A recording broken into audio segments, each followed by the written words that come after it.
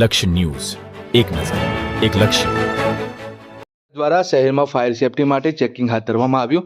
તાજેતરમાં જ રાજકોટમાં બનેલ ગેમ ઝોન કાંડ બાદ રાજ્ય સરકાર દ્વારા રાજ્યના વિવિધ જિલ્લામાં ફાયર સેફટી માટે ચેકિંગ હાથ ધરવામાં આવ્યું હતું. ત્યારે સુરેન્દ્રનગર જિલ્લાના ધાંગધ્રામાં નગરપાલિકા દ્વારા ફાયર સેફટીને ધ્યાને લઈને Dhrangadhra hospital, mall, shopping centre, કોસ્મેટિકની દુકાન, રેડીમેડની દુકાન, સ્કૂલ, વિદ્યાલયો સહિતની જગ્યાએ ફાયર સેફટીની સુવિધાઓ તે સ્થળ પર છે.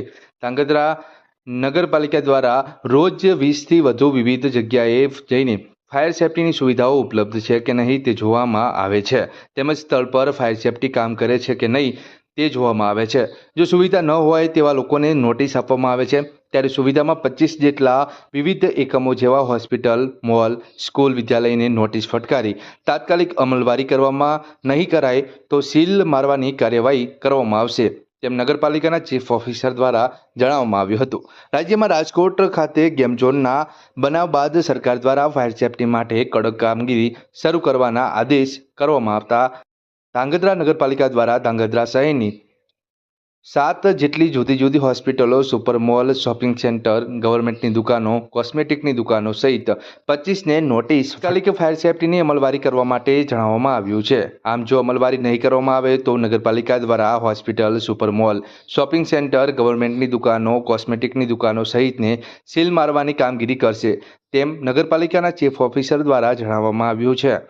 આમ ફાયર સેફટીની કડક અમલવારી કરવામાં આવતા દોડધામ મચી છે. નગરપાલિકા ચીફ ઓફિસર મંટીલભાઈ પટેલે જણાવ્યું કે ધાંગધ્રાની અંદર હોસ્પિટલો, હોટલો અને વિવિધ દુકાનો હોલ તપાસ કરી અને ફાયર સેફટી નહીં કરવામાં આવેલ હોય તો કોઈ પણ જાતની સેહ શરમ રાખ્યા વગર કડકમાં કડક કામગીરી કરવામાં આવશે. અહેવાલ બ્રિજેશ ત્રિવેદી, સુરેન્દ્રનગર.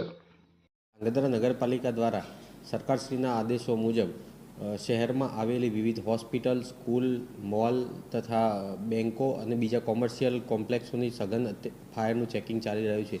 જેમાં ફાયર એનઓસી જેની એક્સપાયર્ડ થયેલું હોય તથા ફાયર એક્સટિંગ્વિશરની અવધિ પૂર્ણ થયેલું હોય તે તમામની નોટિસ આપવાની કાર્યવાહી છેલ્લા 2 દિવસથી ચાલુ છે. જેની અંદર 13 જેટલી હોસ્પિટલોને તથા 12 જેટલા મોલ, શોપિંગ કોમ્પ્લેક્સોને નોટિસ પાઠવવામાં આવેલ છે.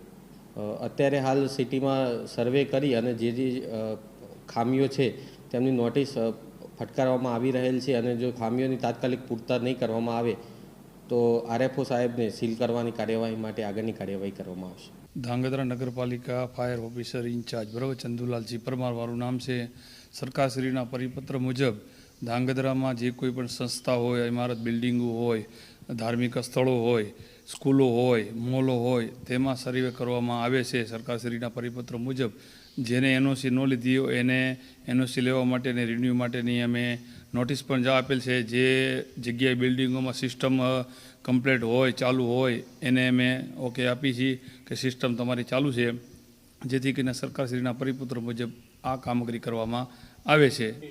રોજની સ્કૂલો 15થી 20માં આપણે લઈ છીએ, સર્વે કરી છીએ.